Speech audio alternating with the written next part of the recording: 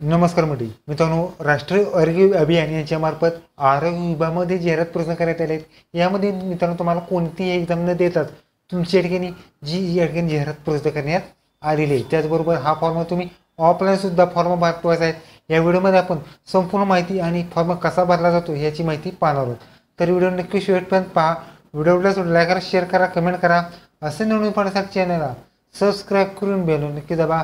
आजचा व्हिडिओ हा सुरू करूया। ओके मित्रांनो, राष्ट्रीय आरोग्य अभियान यांच्यामार्फत जिल्हा एकात्मिक व कुटुंब कल्याण सोसायटी परभणी यांच्यामार्फत जाहिरात प्रसिद्ध करण्यात आले आहेत। यामध्ये मित्रांनो तुम्हाला राष्ट्रीय आरोग्य अभियान यांच्यामार्फत 11 महिने 29 दिवसासाठी या ठिकाणी तुम्हाला पदभरती असणार आहे। यामध्ये या ठिकाणी कंत्राट स्वरूपात जरी असली तरी तुम्ही या ठिकाणी रिजॉईनिंग सुद्धा करू शकता। यामध्ये मित्रांनो तुमची पहिली पोस्ट आहे ऑडिओलॉजिस्ट, या ठिकाणी ओपनची एकच जागा असणार आहे। त्याचबरोबर पुढची पोस्ट आहे फिजिओथेरपिस्ट, यासाठी एकूण 2 जागा, एससीला 1 आणि एसटीला 1 जागा। पुढची पोस्ट आहे पब्लिक हेल्थ स्पेशलिस्ट, यासाठी PHS एकूण 6 जागा, एससीला 1, ओबीसी 1, SCBC 1, EWS 1 आणि ओपन 2 जागेत तुम्हाला पदभरती असणार। पुढची पोस्ट आहे एन्ड्रोलिस्टसाठी एकूण 4 जागा, एसटीला 1 जागा, ओबीसी 1 जागा, SCBC 1 जागा आणि ओपन 1 जागेत तुम्हाला पदभरती असणार। पुढची पोस्ट आहे ऑर्थोथेरपिस्ट, यासाठी एकूण 1 जागा ओपनसाठी असणार आहे। पुढची पोस्ट आहे एक्सरे टेक्निशियन, यासाठी XC 1 जागेने तुम्हाला पदभरती असणार आहे। ह्या सगळ्या डिटेल्स तुम्हाला zparbani.go.in किंवा www.parbani.nc.in या वेबसाईटवर तुम्हाला संपूर्ण माहिती पाहायला मिळणार आहे। यामध्ये मित्रांनो तुम्हाला एज्युकेशन, पे स्केल, पात्रता हे सगळे पाहणार। पहिली पोस्ट आहे ऑडिओलॉजिस्ट, एकूण 1 जागा, डिग्री इन ऑडिओलॉजिस्टमधून आणि 20-25 हजार रुपये पे स्केल असणार आहे। पुढची पोस्ट आहे फिजिओथेरपिस्ट, ह्यासाठी मित्रांनो तुम्हाला एकूण 2 जागा असणार आहेत, डिग्री इन फिजिओथेरपिस्ट 20,000 रुपये तुम्हाला पे स्केल असणार आहे। पुढची PHS, यासाठी मित्रांनो तुम्हाला 35,000 रुपये पे स्केल असणार आहेत। या ठिकाणी जी डिग्री असते मेडिकलची ती लागणार आहे। त्याचबरोबर एनरोलमेंट लिस्टसाठी मित्रांनो तुम्हाला MS झोलॉजीमधून 5 वर्ष एक्सपिरियन्स आणि 40,000 रुपये तुम्हाला पे स्केल असणार आहे। त्याचबरोबर पुढची पोस्ट आहेत एक्सरे टेक्निशियनसाठी 1 जागा असणार आहेत, 12वी बरोबर एक्सरे टेक्निशियनचा कोर्स आणि 17,000 रुपये तुम्हाला पे स्केल असणार। पुढची पोस्ट आहेत ऑर्थोपेडिस्ट, ह्यासाठी मित्रांनो तुम्हाला डिप्लोमा इन ऑर्थोपेडिस्ट लागणारे 20,000 रुपये पे स्केल असणार आहेत।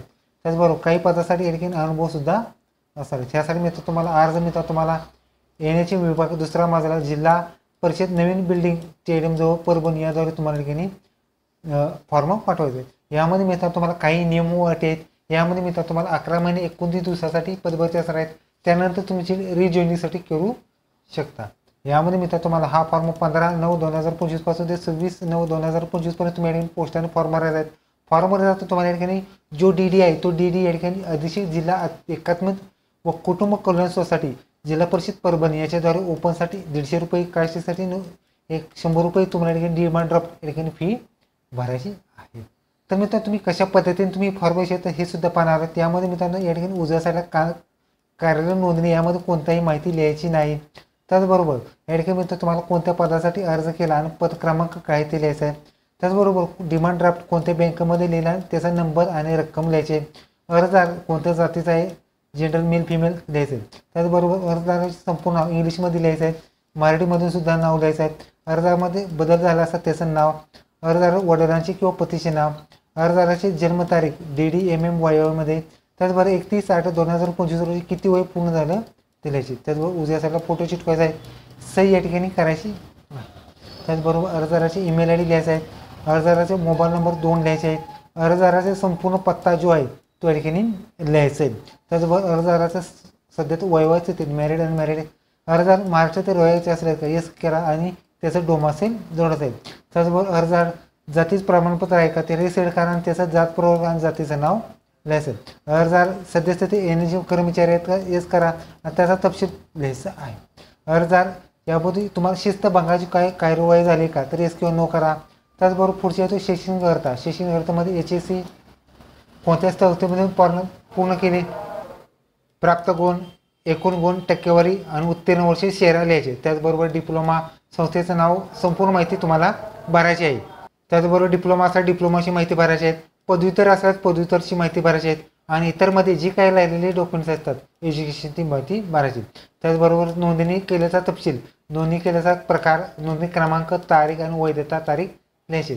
त्याचबरोबर शासकीय किंवा NHMचा अनुभव काय असल्यास त्या संस्थेचं नाव, पदाचं नाव, कधीपासून कधीपर्यंत, एकूण महिने कालावधी शेरा तुम्हाला या ठिकाणी लिहायचं आहे. त्याचबरोबर इतर शैक्षणिक गरजामध्ये MSID टायपिंग जे काय असलं ते येस किंवा नो करून टिकमार्क करून तुम्हाला माहिती भरायची. त्याचबरोबर परभणी ठिकाण आहे, दिनांक टाकायचे आहेत, अर्जदाराची स्वाक्षरी आणि नावसुद्धा लिहायचं आहे. त्याचबरोबर काही महत्त्वाचे डॉक्युमेंटसुद्धा जोडायचे आहेत. यामध्ये DD वगैरे जे काही डॉक्युमेंट असेल टिकमार्क तुम्हाला करायचे. त्याचबरोबर लहान कुटुंबाचे प्रमाणपत्रसुद्धा जोडायचे आहेत. यामध्ये श्रीमती तुमचं नाव, त्याचबरोबर तुमच्या पतीचे नाव किंवा वडिलांचे नाव, वयवर्ष लिहायचे आहेत. त्याचबरोबर तुम्ही कोणत्या पदाला अर्ज केला ते लिहायचे आहे. त्याचबरोबर तुमची हायत मुलांची संख्या किती आहे ते लिहायचं असल्यास त्याची तारीख टाकायची आहे. त्याचबरोबर दिनांक टाकायचे आहेत, सही आणि नावसुद्धा लिहायचं आहे. ओके, तर अशा पद्धतीने तुम्ही या ठिकाणी कोणतीही एक्झाम न देतात तुमच्या ठिकाणी आरोग्य विभाग परभणी यांच्यामध्ये या ठिकाणी जाहिरात पाहिली. व्हिडिओ का लाईक करा, शेअर करा, कमेंट करा. धन्यवाद. जय हिंद, जय महाराष्ट्र.